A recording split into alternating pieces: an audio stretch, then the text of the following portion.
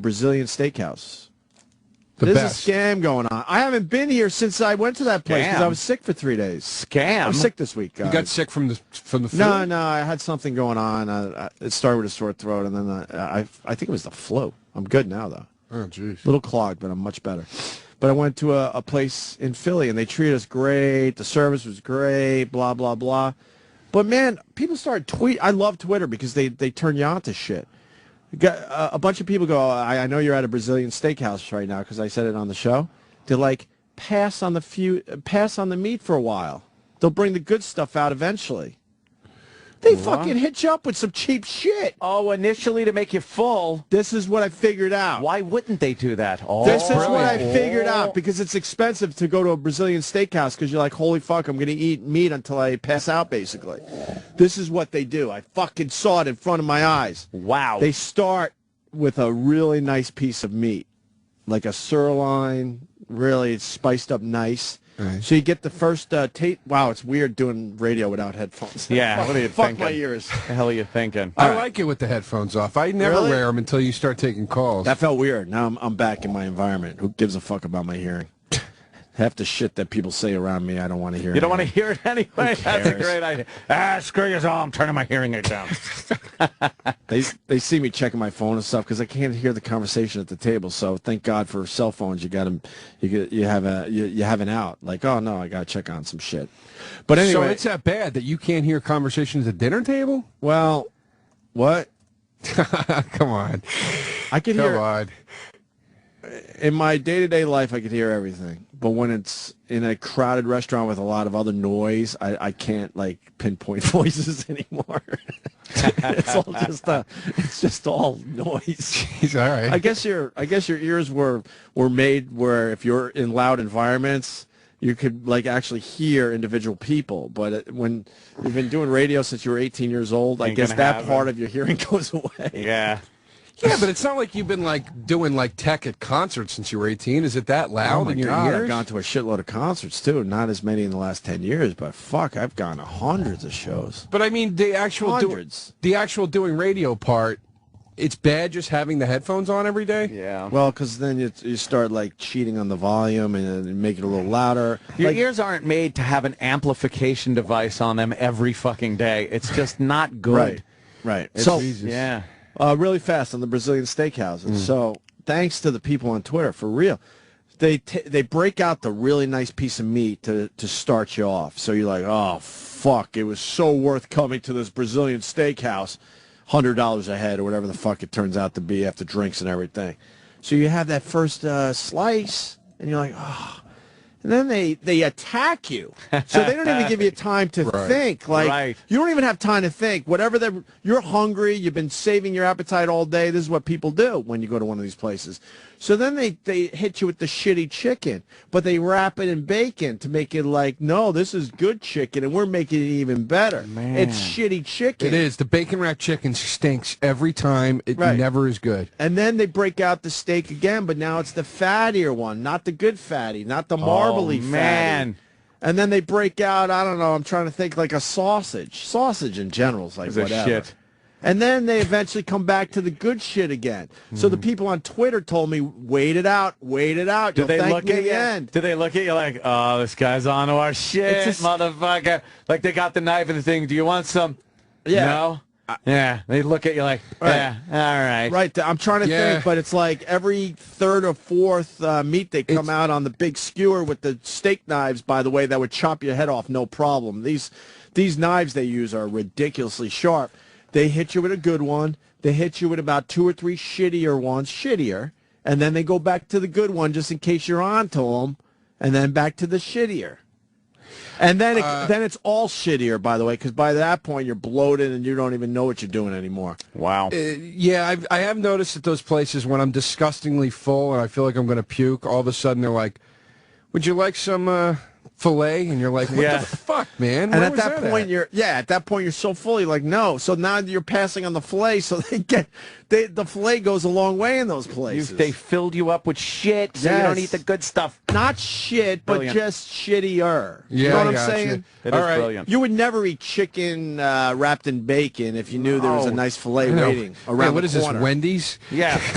But you wouldn't. Is that? Yeah, I like chicken. I eat chicken every fucking day. Chicken is relatively cheap, compared to the nice filet. Chicken is, and I didn't know this until people on Twitter said, "Dude, I go to these places. I'm a professional foodie." They like to call themselves foodies. And they're like, "Trust me, wait it out. They'll hit you good. They'll hit you good to get you all into it, and then they're gonna hit you up with some less desirable meats." All right. Yeah. Well, I'm going to instate this policy. But they attack you too. They come from all directions, so you don't even know what the fuck's going on. You're confused. So what you should do, take that nice filet, because that's what they start with, and then turn that fucking paddle over. Some places are green or red paddles. The place we went, I think it was yes, please, no, and no thanks, I think. So you go right to no thanks and just sit there and go, all right, let me see what the fuck's going on here. Yeah.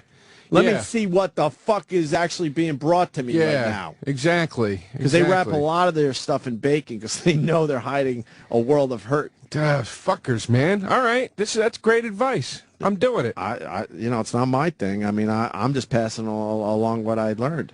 Yeah. Well, but it's your thing, though. That's great, though, because I never do that. Go now. You'll have a great experience, but wait it out. I'll just pass. And by the way, I also want to applaud my brother-in-laws. I went all in. I was like, I'm going for the experience. I ate like a fucking pig. My two brother-in-laws went an extra hour after I did. I'm amazed. They ate another hour of meat. Were they sweating? The meat sweats? They said they couldn't think. They felt like they were drunk.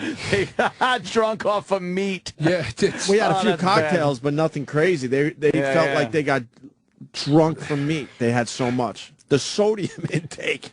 I feel like I'm going to... There was one right near my old apartment. That's the one I went to for my with my uncles and my cousins, and we had shit stories for days after that place. It was good, though. I used to eat there till I literally felt I was going to throw up. And the food was great, but I just felt I was going to throw up. But did you ever throw up from... I've literally thrown up from eating too much. Oh, right, never. Drinking too much. When I was an asshole fraternity guy, we all went to spring break together, and we went to one of those all-you-can-eat buffets, and we ate until we puked, and we actually were humming "We Are the World" as we were. This is a true story. While we were puking in the bathroom, and then we came back out and continued eating. That isn't very sensitive. No. When I was in college, we went on spring break, and one night, my buddy challenged me to an eating contest. He's like, I can eat more than you. And I was really, like, proud of how much I could eat. Mm-hmm. And I was like, no, you fucking can't, man. I really took it like a challenge. And he's like, let's do it. And we were at a Taco Bell. We started going at it. We each ate 6 tacos first at the Taco Bell. Then I ate a Choco Taco. Choco Taco. What's a Choco? It's a chocolate That's the taco dessert, with ice cream. I don't know that. Yeah. I am trying to avoid the fast food places. The I really dessert try. one.